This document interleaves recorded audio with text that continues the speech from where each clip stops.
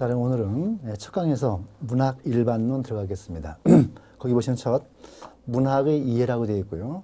그런데 우리는 지금부터 이 문학에 대해서 도대체 문학이란 무엇인가 정의를 내릴 건데요.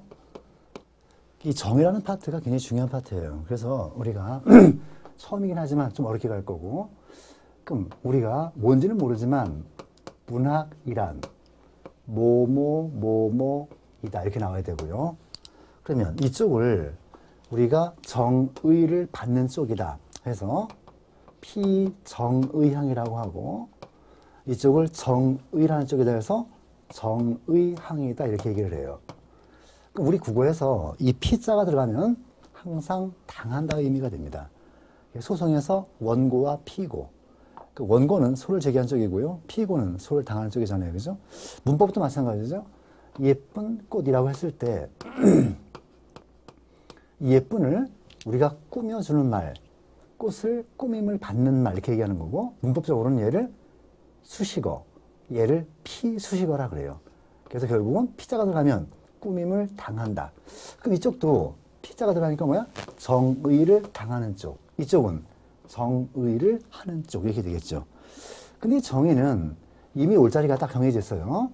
여기에 오는 것을 우리가 종개념이라 하고요. 여기에 올 거를 우리는 종차라 하고요. 여기에 올 것을 우리는 유개념이다 이렇게 얘기를 해요. 그럼 처음 들으시는 분들은 종개념, 종차, 유개념 이 말 자체를 처음 듣잖아요. 그럼 이게 어떻게 정해졌냐면 이렇게 될 수 있죠. 우리가 미술이라는 게 있고요, 음악이라는 게 있고요, 무용이라는 게 있고요, 뭐 문학이라는 게 있다고 칩시다. 그럼 철학에서는 이거를 하위 개념이라고 얘기를 하죠. 그러면 이 하위 개념의 공통된 속성을 묶어서 상위 개념을 규정하는 이런 철학 행위를 우리는 추상화한다고 얘기를 해요. 그러면 미술, 음악, 무용, 문학의 공통점은 뭘까? 아름다움을 추구한다는 거고, 이걸 묶어서 우리는 예술이라는 상위 개념을 끌어냈어요. 근데 이거는 철학 용어지 문학 용어가 아니기 때문에 우리 문학에서는 요거를 다른 말로 바꿉니다. 뭐라고 바꿔요? 얘를 유개념이라고 바꿔주고 얘를 종개념으로 바꿔주는 거예요. 그럼 결국 유개념과 종개념은 뭐야? 포함관계의 문제죠. 얘는 얘에게 포함되는 개념이고, 유개념은 종개념을 포함하는 개념이고. 그러면 유개념, 종개념은 이해가 됐고요. 그럼 가장 중요한 종차. 이 종차가 가장 중요한 건데, 이 종차를 어떻게 얘기할 수 있느냐. 이 종개념들이 금방 봤다시피 아름다움을 추구하는 거는 맞지만 그 아름다움을 추구하는 방법을 좀 봅시다. 미술은 뭘 가지고요? 점, 선, 연, 입체, 색깔 이거고요. 자, 음악은 뭘 가지고? 결국은 소리죠. 소리의 높고 낮음, 소리의 길고 짧음. 무용은 인간의 특정 행위일 겁니다. 문학은 뭘까요? 얘는 언어죠. 이 언어를 가지고 아름다움을 추구하는 것. 근데 언어는 제가 말하는 이 음성 언어 이외에 모두 있어요? 문자 언어도 여기에 포함되는 거고요. 자, 그러면 우리가 다 나왔네? 자, 유개념 나왔고, 종개념 나왔고, 그럼 종차라는 건 과연 뭐냐 이거지? 자, 얘네가 아름다움을 추구한다는 건 공통점이지만 그 아름다움을 추구하는 방법은 지금 봐봐요. 종개념마다 다 다르죠. 얘는 뭘 가지고? 점, 선, 연, 입체, 색깔을 가지고. 얘는 뭘 가지고? 소리, 높고 낮음, 길고 짧음. 얘는 인간의 특정 행위를 가지고. 그 다음 얘는 뭘 가지고? 바로 음성 언어, 문자 언어를 가지고 아름다움을 추구한다. 이렇게 볼 수가 있겠네. 그러면 정의라는 건 뭐예요? 갖다 넣으면 되는 거죠, 이제. 자, 문학이란 종차가 뭐예요? 바로 언어잖아요, 그죠? 그래서 문학은 언어로서 아름다움을 표현하는 예술이다. 바로 요게 뭐가 되겠는지 문학의 정의가 되겠죠. 그래서 첫 번째, 거기 문학의 정의. 근데 문제는 이 언어라는 게 이게 이제 두 가지가 있어요. 자, 비유적 의미의 언어라는 게 있고요. 사전적 의미의 언어라는 게 있어요. 자, 비유적 의미를 어차피 할 거니까 가서 합시다. 이걸 다른 말로 함축적 의미라고 하는 거고요. 이거를 내포라고 하는 거고요. 이거를 안에 포함된 거다. intention. 자, 사전적 의미를 다른 말로 우리가 이거를 지시적 의미라고 하는 거고 얘를 외연이다. 밖으로 뻗은 의미. 얘를 우리가 extension 이렇게 얘기하는 거예요. 한번 해보시죠. 무슨 얘기인지. 자, 여러분 손 들어보세요. 그러면 이 손 들지요. 자, 이 손이 바로 뭐야? 이게 사전적, 지시적, 외연, 익스텐션.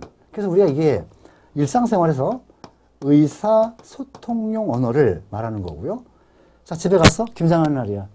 엄마 김장하다 말고 이렇게 쉬고 있어요. 엄마 김장 다 했어? 아니, 다 못했어. 왜? 손이 모자라서. 그럼 이때 손은 사람을 말하는 게 아니죠. 일손. 즉 사람이 부족해서 못했다는 얘기니까 이때는 뭐가 되는 거야? 비유적, 함축적, 내포. 안에 포함된 의미가 되는 거고 인텐션이죠. 이거는 그래서 우리가 문학에서 쓰는 언어를 이거를 비유적 의미다 이렇게 얘기를 해요. 자, 그러면 그 밑에 보시면 문학과 현실과의 관계. 그럼 얘를 어떻게 볼 수 있냐 이 말이지. 자, 문학과 현실은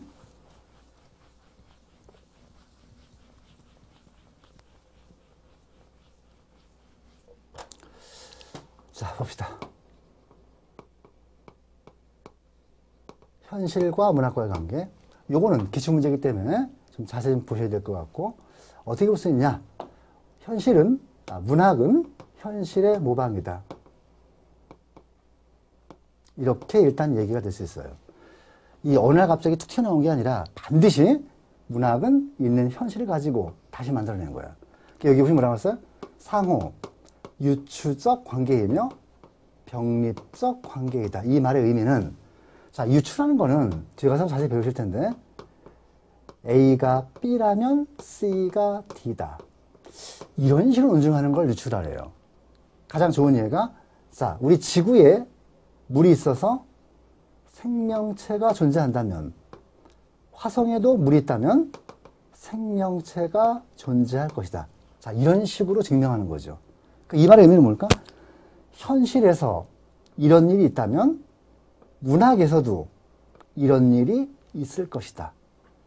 해서 반드시 문학은 어느 날 갑자기 뚝 떨어진 게 아니라 현실을 모방한 거라는 거예요. 그럼 병립이라는 건 뭐야? 병립. 함께 존재한다 이 말이지. 결국 같은 말이에요. 현실에서 이렇게 있다면 문학에서 이렇게 있다는 거니까 결국 문학과 현실은 함께 존재한다. 같이 있다. 예, 그렇게 보시면 될 것 같고 이제 문학의 발생 기원으로 가겠습니다.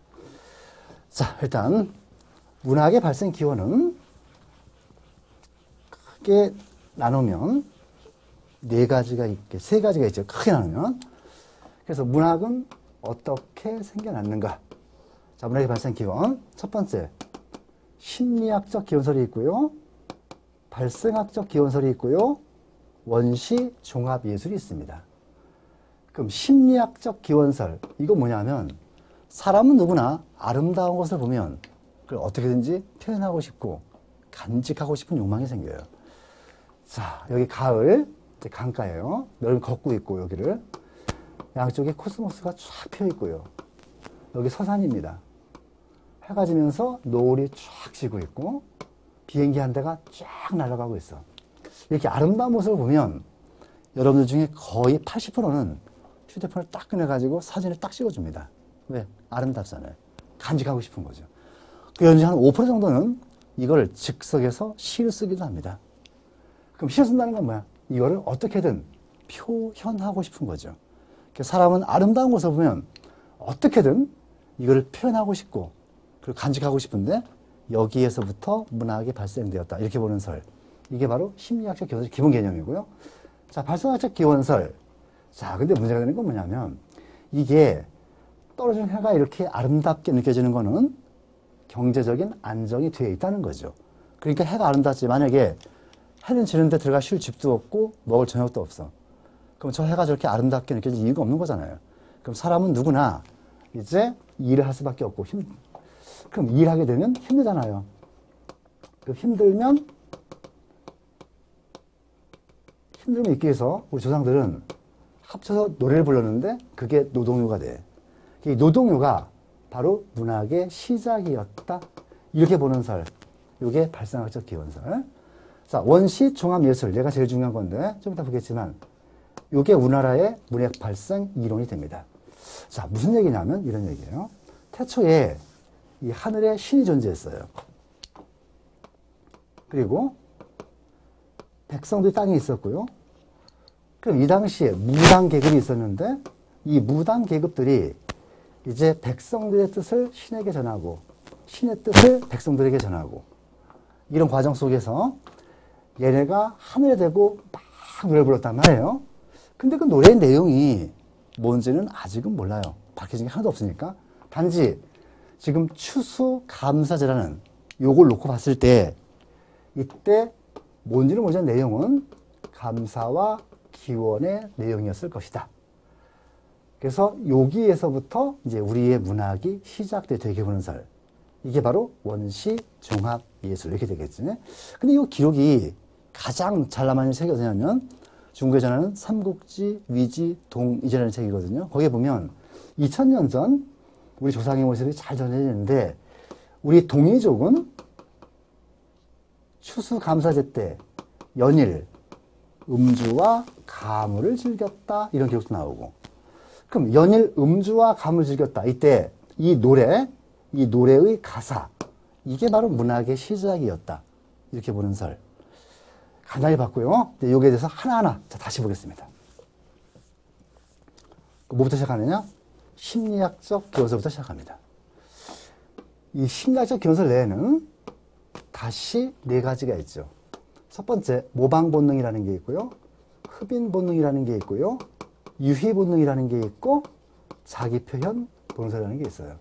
자, 출제 포인트는 여기죠. 모방 본능. 자, 모방 본능 아까 배웠죠? 문학은 현실의 모방이다. 이게 모방 본능인데 이거를 주장한 학자가 둘이 있단 말이에요. 하나는 플라톤이라는 사람이고 또 하나는 아리스토텔레스라는 사람이에요. 그런데 이 둘이 문학을 바라보는 관점은 정반대였습니다. 플라톤은 문학을 부정으로 본 거에 비해서 아리스토는 문학을 상당히 긍정적으로 인식했단 말이에요. 그러면 왜 선생님이 있고 제자인데 문학을 바라보는 관점을 정반대로 봤을까? 그 이유는 이 플라톤은 이데아론을 얘기합니다. 이데아는 본질의 세계죠. 근데 우리가 살고 있는 현실 세계, 이 현실은 본질의 세계에 대한 그림자에 불과한 거예요. 근데 아까 금방 뭐라 그랬어? 문학은 현실의 모방이다. 그러면 이 그림자에 대한 또 다른 그림자 2를 만든 거죠. 플라톤은 현실의 인간들은 어떻게 하든지 본질의 세계로 가려고 노력을 해야 된다. 근데 가르치게 도와준 학문이 바로 철학이었단 말이죠. 그래서 이 철학을 최고의 학문이다 이렇게 봤단 말이야. 근데 본질의 세계로 가야 할 인간들이 오히려 그림자의 또 다른 그림자인 문학을 만들어 놓고 점점 이쪽으로 심취한단 말이에요. 일로 가려고 하는 게 아니라. 왜? 좀 이따 배우겠지만 문학은 우리에게 재미와 감동을 줍니다. 그 재미와 감동 때문에 이쪽으로 가려고 하는 게 아니라 자꾸 이쪽으로 가려고 한단 말이야. 요것 때문에 플라톤은 문학을 상당히 나쁜 걸로 봤어요. 다시 한번 할게요.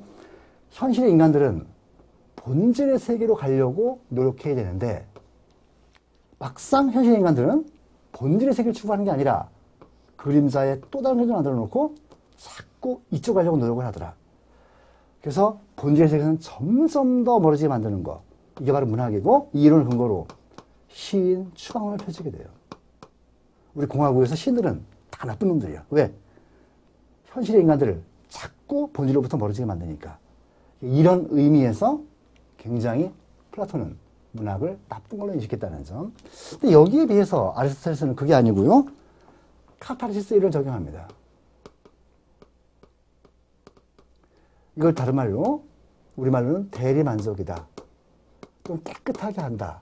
뭐 정화라는 말 표시하는데 자, 우리는 이런 감성을 가지고 있어요. 감성을 전문용어로 우리는 파토스라고 하는 거죠. 근데 미안해요. 이성이죠, 이성. 감성. 근데 이 감성은 항상 뭐에 의해서? 이성에 의해서 통제받게 되고 이걸 우리는 로고스라고 얘기를 해요. 그러면 우리가 느낀 대로 모든 걸 다 표현할 수 있는가? 아니라니까. 항상 이성이 허락한 거에 대해서만 밖으로 표시되는 거죠. 저 사람 죽이고 싶어. 진짜 지금 큰일 나죠. 그래서 이성이 허락한 거에서 너 이런 말을 하면 돼. 했어요. 이런 행동을 하면 돼. 했어. 근데 이게 세상을 살면서 이 이성에 의해서 통제되는 감성이 이게 얼마나 힘들어요. 막 때 죽이고 싶은데 그럴 수는 없고, 막 패고 싶은데 안 되고, 그러니까 막 쌓인다 그래요, 우리는 이거 다. 막 쌓여나가. 자, 이렇게 한번 예를 들어볼까요? 여기 A와 B가 있어요. 얘가 남친이고 여친이고, 오늘 만난 지 100일째 되는 날. 여친은 기대가 크죠? 오늘 가면 얘가 꽃 주고 사랑한다고 뽀뽀하겠지. 근데 딱 가서 만나서 뭐라 그래? 야, 헤어지자. 너를 만나고 되는 게 하나도 없다. 뭐, 이런 식으로 얘기한다고 쳤을 때, 그럼 여기서 얘가 무슨 말을 해요? 헤어지자는데. 그냥 또 가버리네? 너무 어이가 없어. 말도 안 나와. 오는 거야, 지금 혼자 집에로. 근데, 에휴, 뭐, 집에 가봐 할 일도 없고. 그래서 영화 하나 보자 해서 이제 극장 간 거야. 근데 여기서 극장에서 또 영화에서 똑같은 얘기가 벌어지는 거야. A와 B가 이렇게 있고, 근데 얘가 얘한테 헤어지자라고 얘기한 거고, 그럼 얘가 여기서 뭐라 그래요? 그래, 헤어져. 헤어지는데 너 일로 와봐. 하더니 뺨을 쫙 갈기고 돌아서더라는 얘기지. 나도 그러고 싶었어. 그냥 참아 못 그랬잖아요.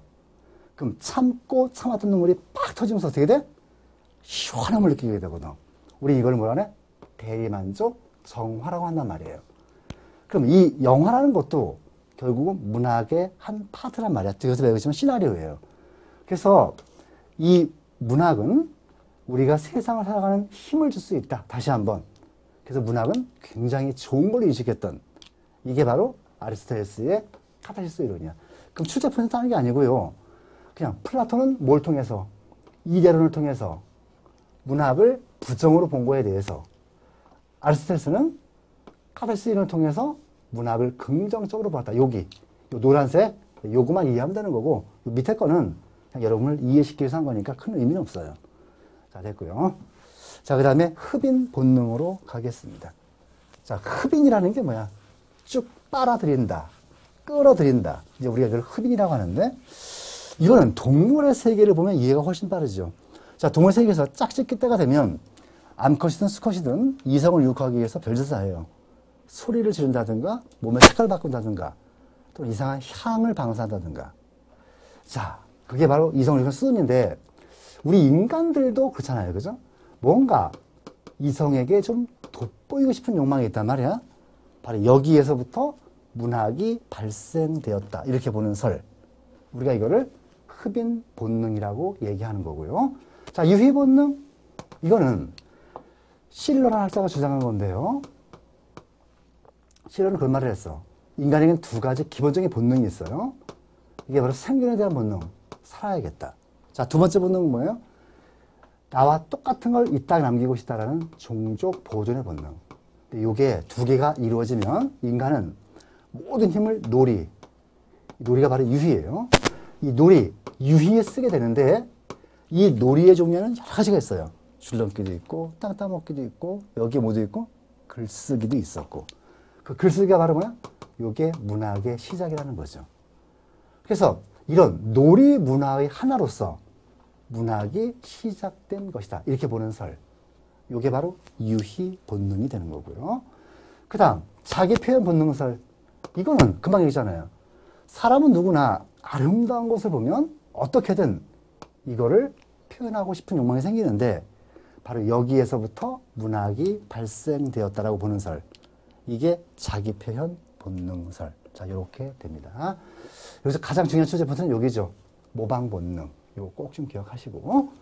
자, 네, 발생학적 견설을 갈게요. 이거 뭐냐면 아까 잠깐 얘기했다시피 사람이 일을 하면 힘들고 힘들면 그 힘듦을 이기기 위해서 사람들끼리 모여서 노래를 했는데 우리 이걸 뭐라고 한다고? 노동요라고 하는 거고 그 노동요의 가사 이게 바로 문학의 시작이었다 이렇게 보는 설입니다. 근데 출제 포인트는 뭐냐면 여기 좀 잠깐 볼까요? 자, 유희 본능은 뭐라고요? 놀이. 놀이 문화의 일종으로 문학이 시작된 거라고 했잖아. 근데 여기는 그게 아니고요. 일하는 과정에서 일이 힘드니까 그 힘듦을 잊기 위해서 노래를 불렀고 그 노래의 가사가 문학이었다. 그럼 서로 반대 이론이죠. 요 기출문제예요. 그래서 유희 본능의 반대 이론. 요게 바로 발생학적 기원설. 요거 챙기시고